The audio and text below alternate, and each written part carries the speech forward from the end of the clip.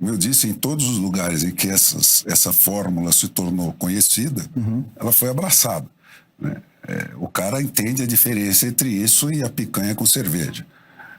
Quem quiser ficar na conversa da picanha com cerveja, isso é um animal irrecuperável. Então... Fernão, fazendo um gancho com isso que tu trouxe, nos últimos anos, 4 anos especificamente, nós presenciamos uma verdadeira guerra de narrativas. De um lado, o presidente da República, do outro lado, os jornais usando de palavras como despiora ou mas, né, nas manchetes, e o presidente usando muito recurso da internet nesse sentido, né, para se comunicar ali com a sua base.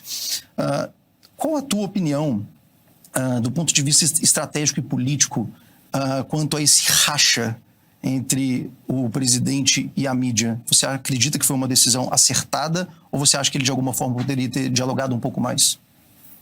Não, o Bolsonaro e essa nova direita representa para essa hegemonia que está estabelecida e nunca foi desafiada a invasão dos bárbaros, entendeu? Então, qualquer coisa que o Bolsonaro fizesse, para mais ou para menos, ele ia ser linchado do mesmo jeito. Né? Porque para eles é isso, é uma questão de vida ou morte. Eles não têm proposta para o terceiro milênio, né? Por isso que fica nessa tapeação de gênero, raça, não sei o quê, né? Para mexer com os sentimentos das pessoas, mas não tem nenhuma proposta objetiva para os problemas que estão aí, né? O único fio terra, mais ou menos, que a esquerda tem, que alcança quase o chão, é o problema ambiental, né? Que é um problema que existe, ao contrário dos outros que eles falam que são muito mais ficcionais do que esse, né? Mas as soluções que eles propõem são deletérias, do mesmo jeito, não são soluções para resolver o problema, né? Que é um problema principalmente de explosão populacional e claro, de componentes educacionais também. Mas as soluções que eles propõem são no mesmo modelo do outro, para jogar um lado contra o outro e tirar o olhar do que está interessante. E no teu ponto de vista, o que seria uma possível solução do ponto de vista de comunicação dessa nova direita para tentar reverter esse quadro de forma efetiva? Eu acho que ela tem que abordar o problema essencial, né? Primeiro que no Brasil você pode nadar de braçada nisso aí, porque para os Estados Unidos e outros que já avançaram nisso aí, você tem que inventar coisas novas. Nós não precisamos. Nós precisamos copiar o que aconteceu no século XVII. Que está estabelecido, que é isso. Quer dizer, a humanidade se divide entre o momento em que você era regido absolutamente pelo dogma, né, e o momento em que o fato passa a ter o privilégio, né? A razão passa a ter o privilégio, e não o dogma, né? Isso cria a ciência moderna, cria a democracia, que nós conhecemos, cria tudo isso, né? E aí é que está o tema que precisa ser debatido, né? Como é que nós ligamos esse disco voador que flutua sobre Brasília, né, e que manda raios para cima da gente, né? Como é que nós ligamos esse troço ao fio terra do país real, né? E essa tecnologia está super dominada, né? Que é isso, é voto distrital, retomada de mandato, recall, né? Iniciativa de lei, referendo de lei e o sistema moderno dos americanos de eleições de retenção de juízes, que é a forma mais acabada de controle externo do judiciário, né, pelo povo, né? Com isso, né, eles passam a trabalhar para nós e não nós a trabalhar para eles. Porque é uma relação óbvia, né? Todo ser humano sabe que você trabalha, faz todos os sacrifícios que estão implicados no ato de trabalhar, né, para quem tem o poder de se demitir, né? É para esse que você trabalha. Porque se você não trabalhar e dentro daquela regra mínima, você não come. Tá certo? Então é isso. Você precisa submeter os políticos a essa mesma regra. Mas e como fazer isso, uma vez que hoje os políticos têm um poder que acho que vem se provando maior do que muita gente esperava, né? E fazer com que uma pessoa abra mão de poder é algo extremamente difícil, né? Extremamente difícil, mas se você lembrar, faz pouco tempo, até vocês que são jovens, têm essa experiência vivida, né? Nós derrubamos um governo do PT. Eu achava que era impossível, até a véspera de acontecer. Mas aconteceu. Né? E por que aconteceu? Porque você ainda tem algum nível, né, de ligação, porque o Congresso é um poder eleito. Né? E se o povo demonstra conclusivamente, né, que ele está querendo alguma coisa, essa coisa acontece. O Congresso acaba por atender isso se a pressão for suficiente. E foi o que aconteceu. Começou com umas manifestações lá em 2013, foi desaguar. Se você fosse analisar o Congresso, a base da Dilma era ampla, ela se manter no poder, mas o povo na rua... O povo na rua tem uma força irresistível. Né? Por isso que o sistema dos contra é baseado essencialmente na censura. Porque essa fórmula, que é uma obra conjunta dos suíços e dos americanos, né, primeiro, voto distrital puro, por quê? Porque você está num sistema de representação. Esse é o maior obstáculo do Brasil. Você tem um sistema hoje que dos 513 deputados tem 20 e poucos que são eleitos com votos no nome dele. O resto foi eleito pelo dono do partido que distribui a sobra de voto do jeito que ele quiser. Ninguém representa ninguém. E depois que você depositou o seu voto na urna, você deixa de existir como cidadão. O cara pode invadir a tua casa, chutar a tua bunda e você não tem como reagir. Entendeu? E podendo isso, o cara faz. O político voa se o povo lhe der asas. Se não der, ele cai. Né? Então, primeiro é o voto distrital, que é o único sistema, a única tecnologia eleitoral que permite que você saiba exatamente quem representa quem dentro do país oficial e do país real. Porque funciona como? Você quer ter 513 deputados, você tem que dividir o Brasil em 513 distritos eleitorais, mais ou menos do mesmo tamanho de população. Não do mesmo tamanho geográfico, né? Mas com a mesma quantidade de eleitores. Como o eleitor é um conceito menos objetivo, eles usam o critério de população. Porque dentro de uma população tem sempre a mesma proporção de eleitores e não eleitores, entre menores de idade e tal. Então, por quê? Porque esse é o critério objetivo que você pode medir. Você tem que dividir esses distritos eleitorais concretamente em cima do mapa, né, do país. Quem está no distrito 1? São esses caras que moram nesses endereços. Eu sei, um por um, quem são os eleitores daquele distrito. E cada distrito só pode eleger um representante. E esse distrito mantém na sua mão, antes, durante e depois da eleição, o poder de deseleger o representante que ele achar que representou ele mal. Não precisa dar explicação nenhuma, não precisa dizer que foi por corrupção, por isso. Não vou com a cara desse cara. Eu passo uma lista, eu posso ser o mendigo debaixo da ponte. Se eu colher 10% ou 15%, varia entre cada estado nos Estados Unidos essa proporção. Né? Mas você estabelece na lei. É 10%, é 15%. Se eu colher essas assinaturas, eu convoco uma nova eleição só no meu distrito e tiro esse cara. A respeito daquele político específico. Aquele político específico. Então, isso nos Estados Unidos funciona dos estados para baixo, né? A partir dessa reforma da virada do 19 para o 20, com uma tecnologia que eles importaram da Suíça. E quem fez essa revolução, essa reforma, foi a imprensa. Esses principalmente o McClure, a geração de repórteres que ele formou, né? É que passou 10, 15 anos, a Suíça era uma pauta obrigatória da imprensa americana. Como é que funciona, tá? Aquela puta curiosidade, todo mundo fala, pô, tem um remédio, óbvio aí. E esse remédio, desde que ele seja conhecido, né, em todas as experiências reais, históricas, no momento em que foi conhecida essa fórmula, ela se instalou. Porque ela é autoexplicativa, você não precisa vender isso. Qualquer analfabeto entende. Entendeu? Então, ela se impõe.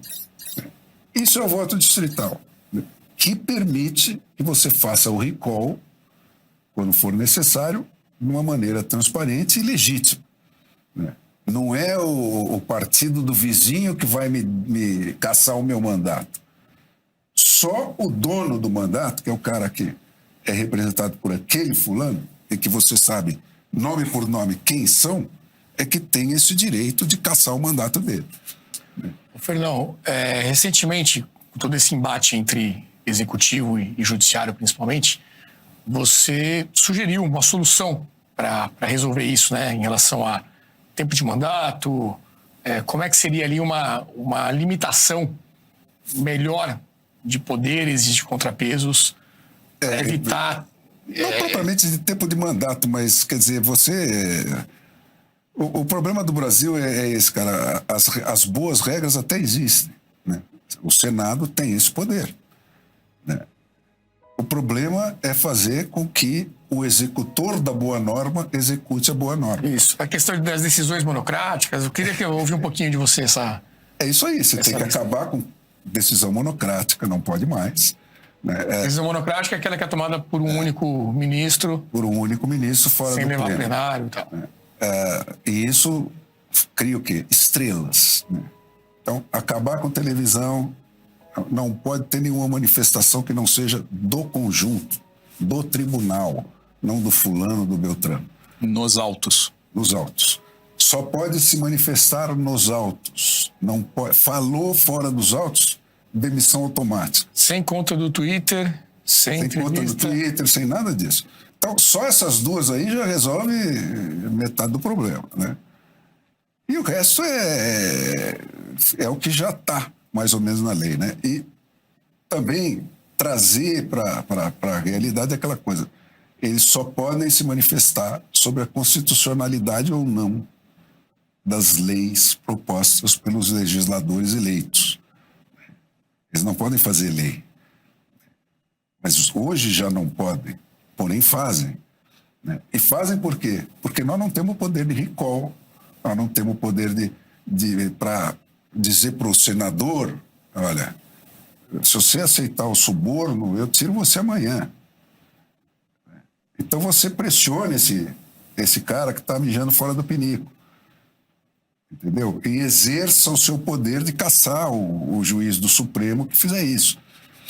Então, tudo se amarra a esse primeiro fato, né?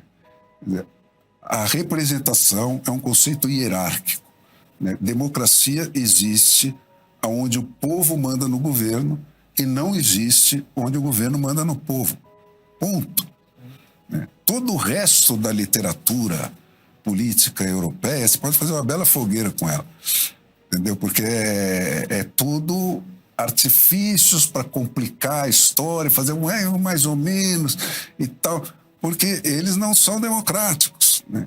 Eles estavam entregando os anéis para não entregar os dedos naquele século XVIII, onde as revoluções democráticas estavam lá pressionando os reis e tal. Então, a turma do poder falou, temos que entregar alguma coisa, mas não vamos entregar tudo. Então fica esse distrital misto, metade é do partido, tudo é para tapiar idiota.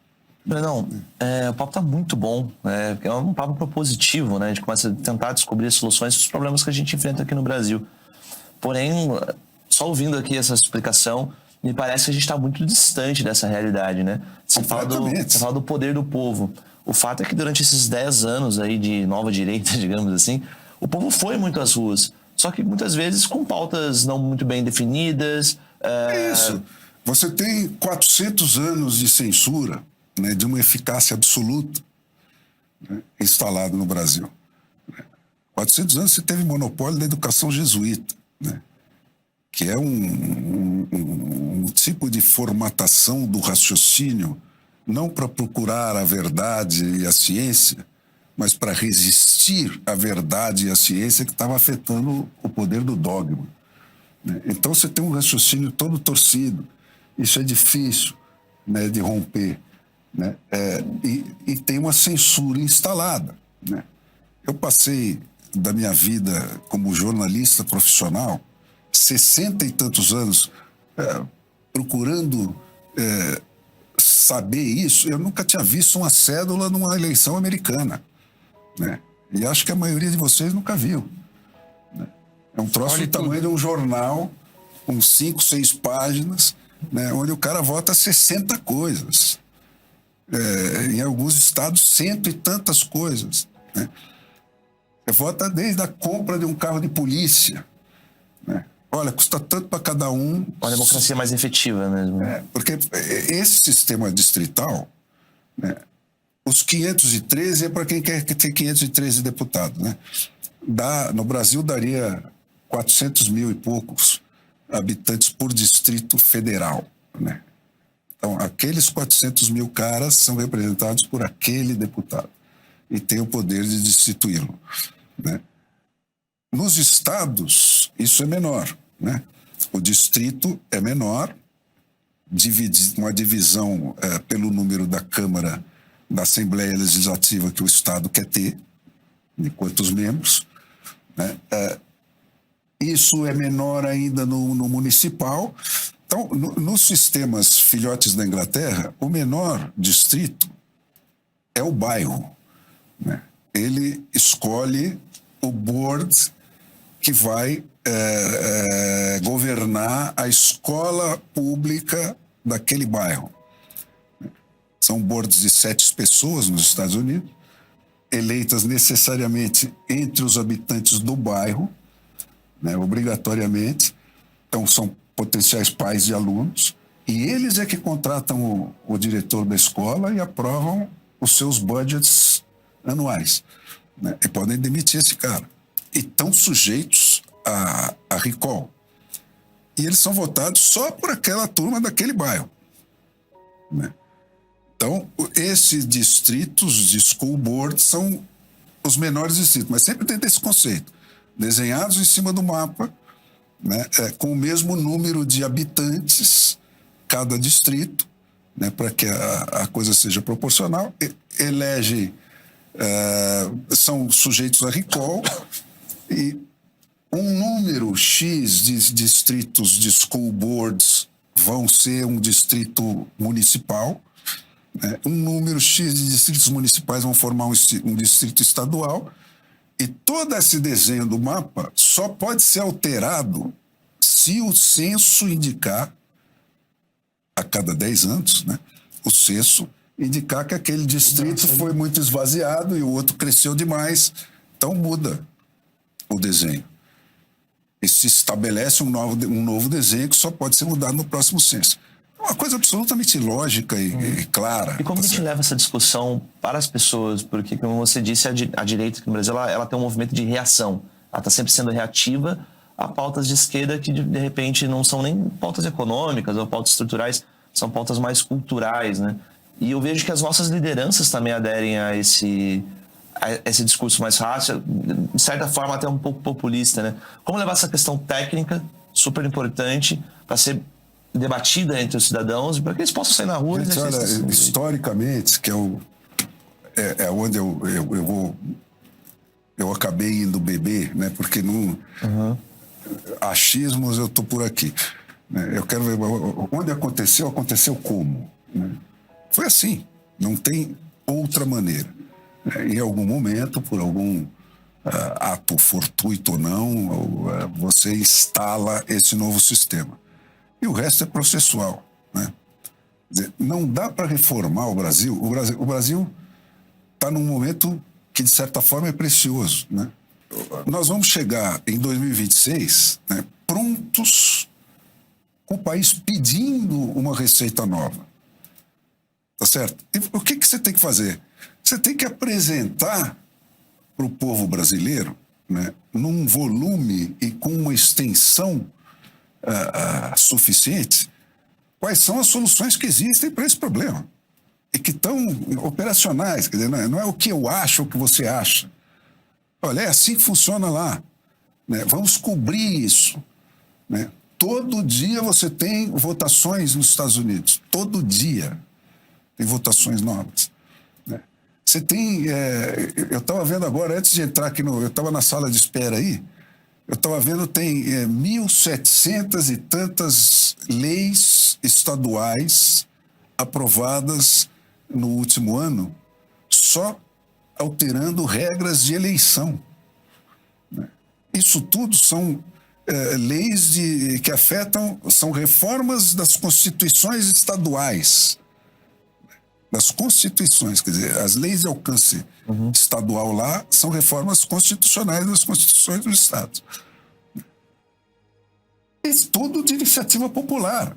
Né? E tudo assim, vai para o legislativo. Se o legislativo não vota, ou vota uma lei diferente, você faz a mesma coisa, você passa uma lista, se você colher aquelas assinaturas, você rejeita a lei. Mas você não acha que seria já entrar numa guerra meio perdida? Pergunto pelo seguinte, né? Enquanto a direita estaria propondo novas soluções, a esquerda está ali naquele discurso mais de, enfim, um discurso de assistencialismo, picanha e por aí vai. A gente não precisa de algo um pouco mais, do ponto de vista de comunicação mesmo, algo mais efetivo, de fato, para trazer as pessoas para essa questão? Bom, eu não conheço nada, historicamente falando, mais efetivo do que isso. Como eu disse, em todos os lugares em que essa fórmula se tornou conhecida, ela foi abraçada. Né? O cara entende a diferença entre isso e a picanha com cerveja. Quem quiser ficar na conversa da picanha com cerveja, isso é um animal irrecuperável. Então, mas se você tem a esperança de partir para uma solução racional, né, que tenha um apelo efetivo e que tenha um desempenho a ser apresentado, você pode mostrar, olha o que está acontecendo. Por que o PIB deles é 12 vezes maior que o nosso? Eles começaram depois de nós, 100 anos depois de nós. Então, 12 vezes à nossa frente. Por que a criminalidade deles é 30 vezes menor que a nossa? Porque tem essas ferramentas.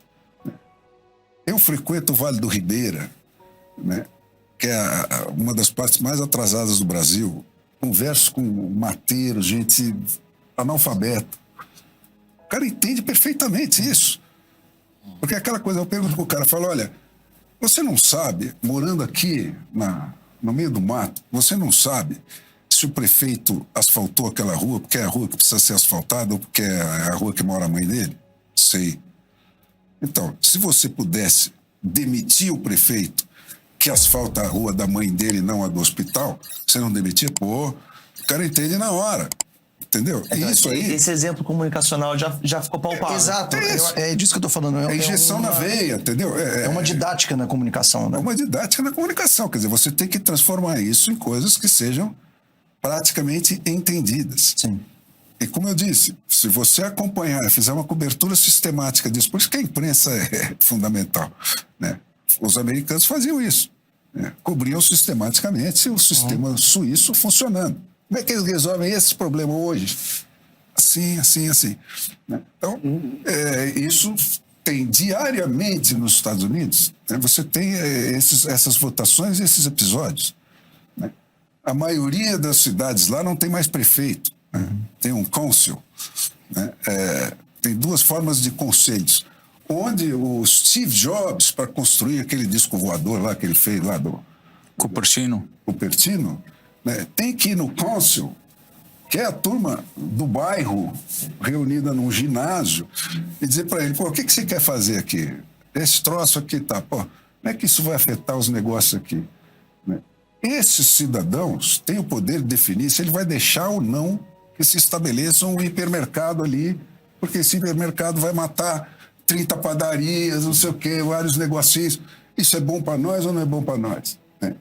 Quem decide é o povo. É o conceito de cidadania levado a sério, né? Isso aí.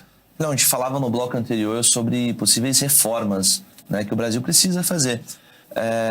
Visto o atual cenário de coisas que a gente tem aí hoje no Brasil, qual você acha que seria a reação de um STF para propostas desse sentido, de mudanças na Constituição, porque eles tratam a Constituição como algo quase que sagrado, né, que não pode ser modificado, qualquer questionamento nessa linha tem sido punido.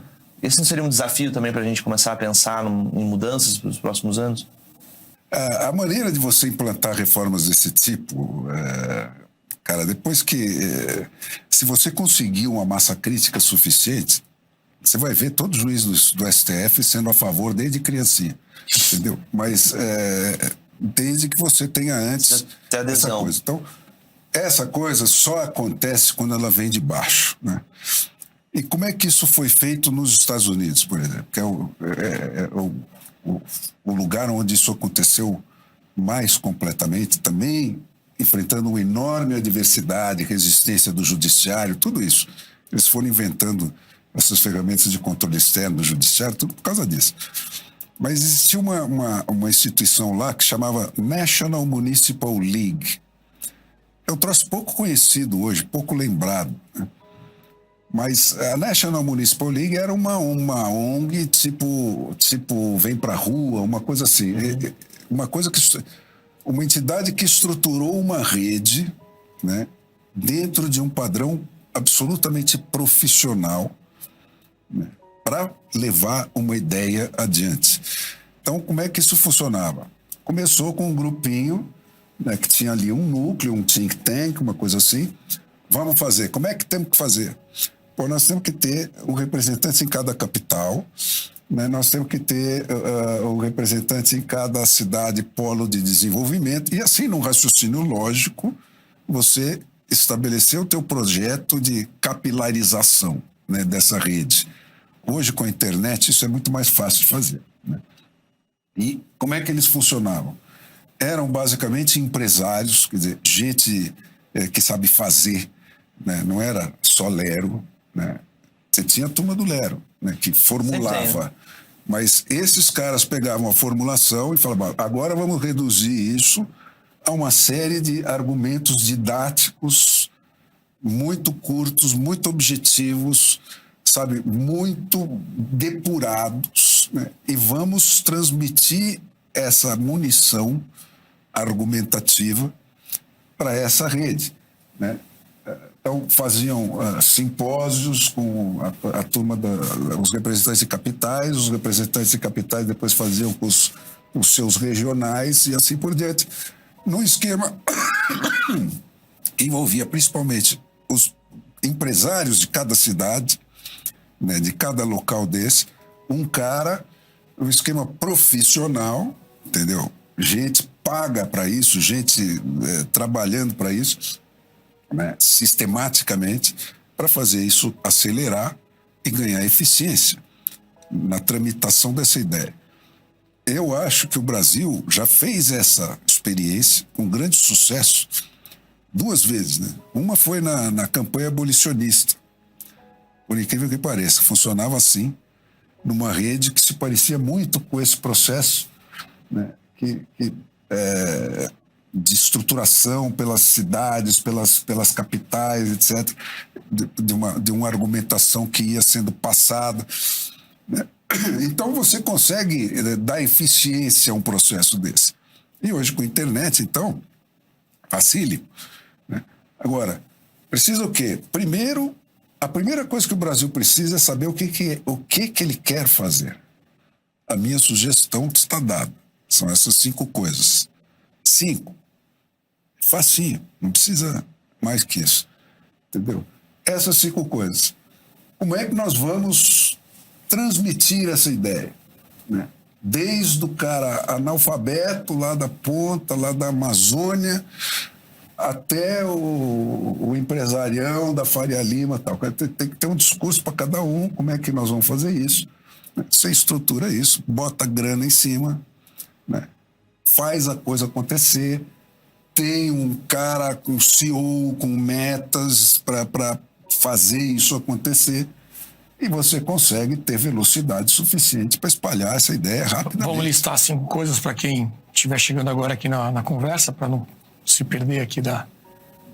Do quê? As 5 coisas. As 5 coisas. Só para quem As está 5 chegando coisas. agora, né? Voto distrital puro. Esse vai ser a maior dificuldade por causa da coisa do valor do voto conforme a geografia Sim. do Brasil. Esse é um ponto. Mas tem bons argumentos para tratar com isso. Então, quer dizer, tudo isso tem que entrar nessa argumentação. Sim. Né? Quais são os percalços? Você tem que ter gente especializada em tramitação no Congresso, constitucionalista. Perfeito. Sintetiza essa coisa. São voto distrital puro, né? Recall. Nos Estados Unidos, o processo começou em uma cidade só com essas duas coisas. Com o recall na mão, você consegue a lei de iniciativa, de proposta de iniciativa de lei popular, de referendo de lei popular, porque você tem uma arma contra o político para fazer ele aprovar aquilo que você quer que ele aprove. Então, esse é outro componente que tem que ser pensado, né? Qual é a tática? O que nós vamos fazer primeiro? Vamos fazer só uma parte? Vamos propor tudo? Então, as outras duas são isso. Iniciativa e referendo de lei dão a última palavra sobre qualquer lei que você terá que seguir a quem vai ter que segui-la. E não a quem cagou uma regra na sua cabeça. Certo? Você pode aceitar ou não aquela lei, né? E você pode propor a sua lei se o cara lá estiver pensando nas minhocas dele e não naquilo que o povo está precisando, né? Então, você comanda a pauta dos legislativos com essas duas ferramentas. Hoje, nos Estados Unidos, os legislativos dos estados para baixo são escritórios de acabamento de lei. Eles nem aprovam leis por conta própria. Eles aprovam um pedido para submeter a lei na próxima eleição para o povo dizer se ele quer ou não quer aquela lei. Entendeu? É assim que funciona. As ballot questions, como eles chamam, aparecem na sua cédula. Você, do distrito tal, topa uma lei assim? Você diz sim ou não. E a outra, final, é a questão do judiciário, né? Lá nos Estados Unidos, isso começou no dia seguinte da fundação do país, nessa discussão. O judiciário que vai julgar o governo não pode ser nomeado por ele. Então, eles passaram a eleger os juízes. Em 1830, já todos os estados elegiam os juízes, diretamente. Mas isso criava uma série de discussões, né? Porque o cara tem que fazer campanha, aí precisa pegar dinheiro, aí não sei o que lá. E eles insistiam, olha, eu prefiro que o meu juiz submetido ao poder econômico, eu possa demitir ele se ele mostrar que ele está submetido ao poder econômico. No final, eles inventaram esse troço da retenção, eleição de retenção de juiz. Então, tem estados que elegem, tem estados que nomeiam, ou pelo governador, ou por um board especial para isso, os seus juízes. Mas a cada 4 anos vem na sua cédula todos os juízes que afetam a sua jurisdição, como morador daquele endereço, né? Os estaduais, daí para baixo, menos a Suprema Corte, né? Você vota. Bem, juiz fulano de tal permanece mais 4 anos como juiz? Sim ou não? Né? Você dá um não nele, ou outro tem que se eleger, ou o board que elege, ou o governador, sei lá quem, tem que botar um juiz novo.